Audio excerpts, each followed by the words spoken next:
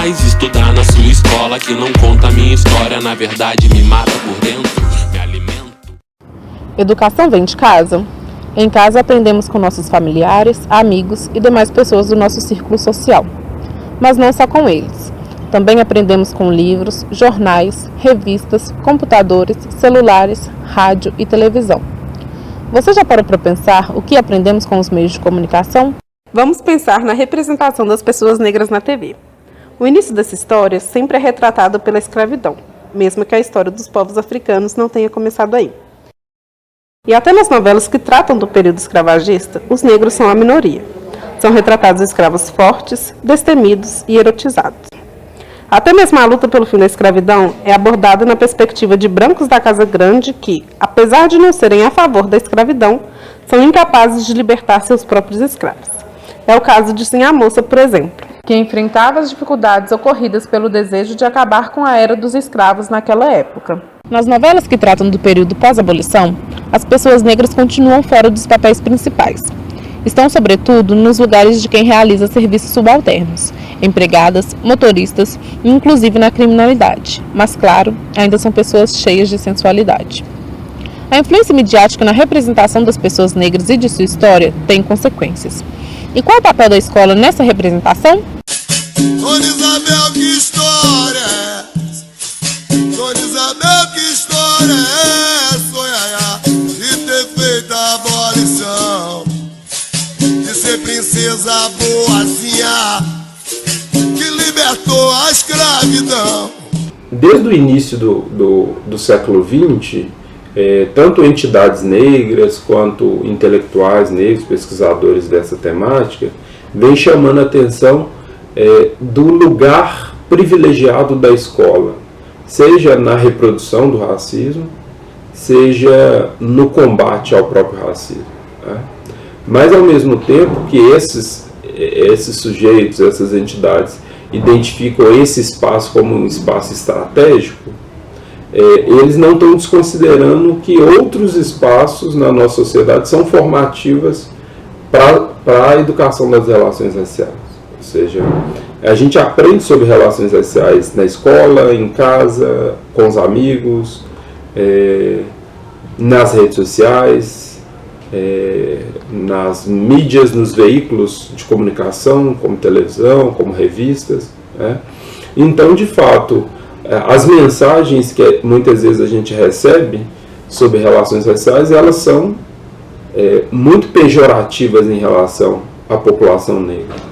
Seja na construção de estereótipos, que estão presentes nas novelas, nos filmes, seja a partir do silenciamento dessa população que a gente pode encontrar, por exemplo, nas peças publicitárias.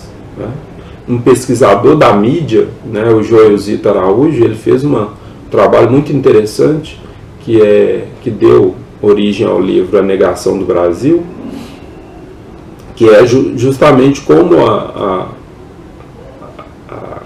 dramaturgia, né, ela representa de modo muito deslocado e estereotipado a população brasileira. Né? Tô cansado de conversa, tô cansado de ilusão, a abolição se fez com sangue.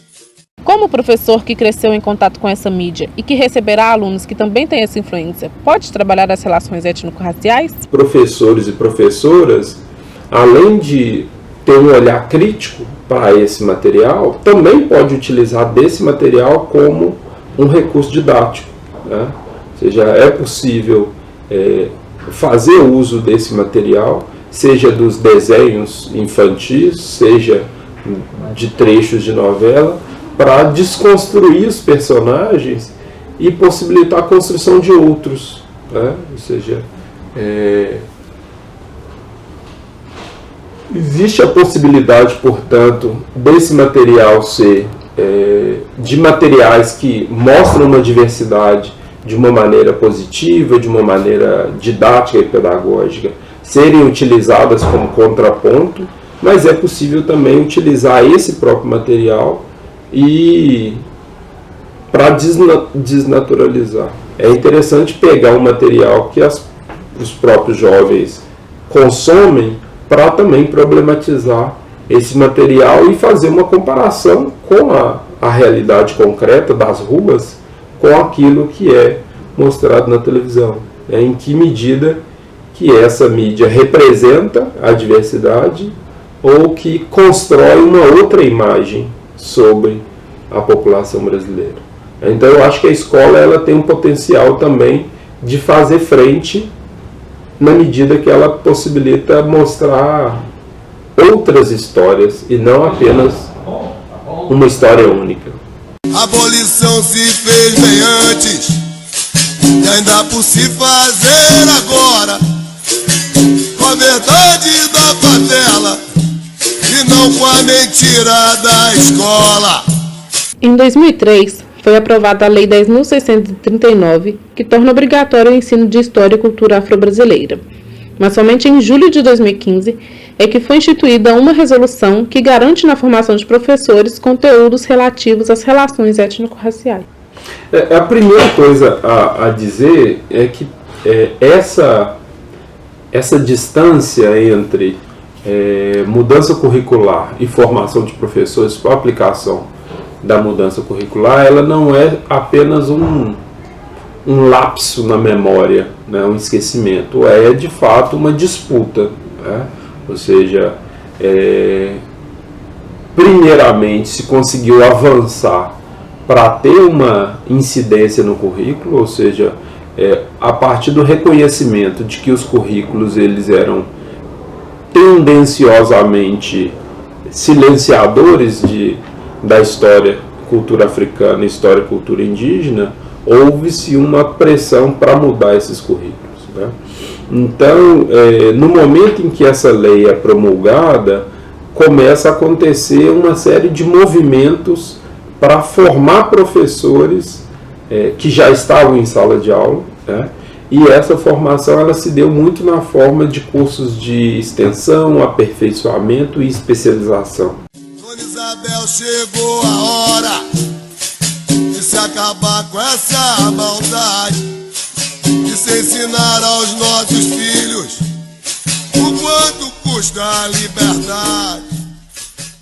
Formadores de professores e que estávamos envolvidos em cursos financiados pelo MEC, por exemplo, uma série de cursos do Uniafro, a gente sempre percebia aí a gente pode chamar de contradição, que é desenvolver cursos de formação continuada para professores que não tiveram essas discussões na formação inicial, né?